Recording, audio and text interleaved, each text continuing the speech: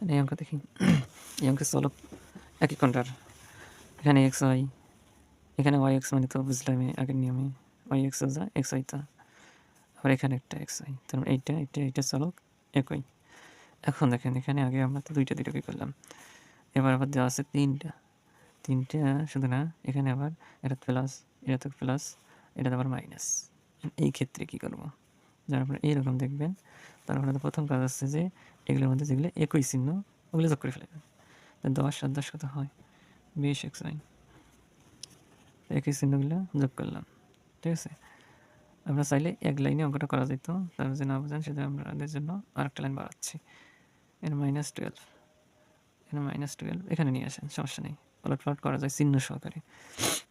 তারপরে দেখেন আর কিসের মিল আছে, এখানে ওয়াই, এখানে ওয়াই, তারপর এই দুইটার মিল আছে। আবার এরা কি বিপরীত চিহ্নযুক্ত, বিপরীত চিহ্নযুক্ত হলে কী করবো? বিপরীত চিহ্নযুক্ত হলে বিয়োগ করব। তাহলে 15 থেকে 5 বিয়োগ করলে কত হবে? 10 ওয়াই। এখানে একটা চিহ্ন বসা লাগবে, এই মাইনাস বসাবো, মানে প্লাস। যেহেতু এর আগে বললাম যে এখানকার মধ্যে যেটা বড় কে 15, আর সামনে যে চিহ্ন ওই চিহ্ন এখানে বসাবেন। গেল। আর কি বাকি থাকে? 10z, তার সাথে কোনো মিল নেই, তা যা আছে তাই। দেখেন আবার এই অঙ্কটা কিন্তু শেষ হয়নি, কারণ এখানে এক্স ওয়াই এখন বাকি আছে। এটা প্লাস চিহ্নধারী, এটা হচ্ছে মাইনাস চিহ্ন, অর্থাৎ বিপরীত চিহ্নধারী। আপনি বলছেন বিপরীত চিহ্ন হলে কি হবে? বিপরীত চিহ্ন হলে বিয়োগ করা লাগবে। তো 20 থেকে বারবার দিলে 8xy, আর এদিকে তো কারোর সাথে কারো মিল নেই, যা আছে তাই। এটা হচ্ছে কি অ্যান্সার। এবার একটা করি,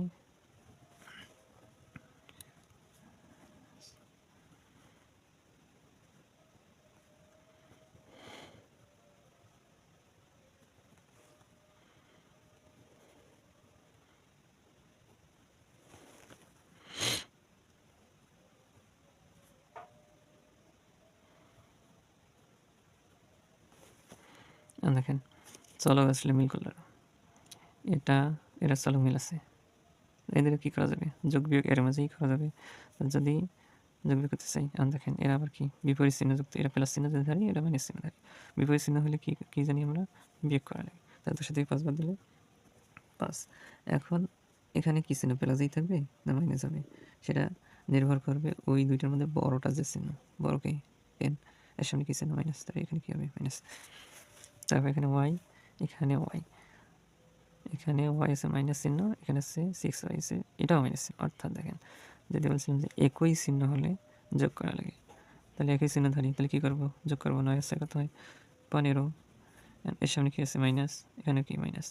তাহলে এখানে কি দেওয়া লাগবে? Minus then, Y cube. এবার এই মাইনাস গুণ করে দিন না, অনেক স্টুডেন্ট এরকম করে। তারপর দেখেন এখানে এবি, এখানেও এবি, এবি যোগ করা লাগে।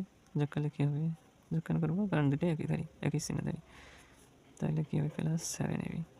আশা করি তোমরা সকলেই এই যোগ বিয়োগের অঙ্কগুলো বুঝতে পেরেছো। যদি আপনাদের কোনো সমস্যা থাকে তাহলে আমাকে কমেন্টে জানাবেন। আর আপনারা যদি এই চিহ্ন যোগ বিয়োগ করতে ভুল বা আপনাদের সমস্যা হয়, তাহলে আমার পূর্বের যে ভিডিও আছে পূর্ণসংখ্যার ভিডিওটা, এটা যদি আপনারা ভালোভাবে দেখতে পারেন, এই নিয়মগুলো ফলো করতে পারেন, তাহলে এই সমস্যাটা থাকবে না ইনশাআল্লাহ। তো ভালো থাকবেন। আসসালামু আলাইকুম ওয়া রাহমাতুল্লাহ।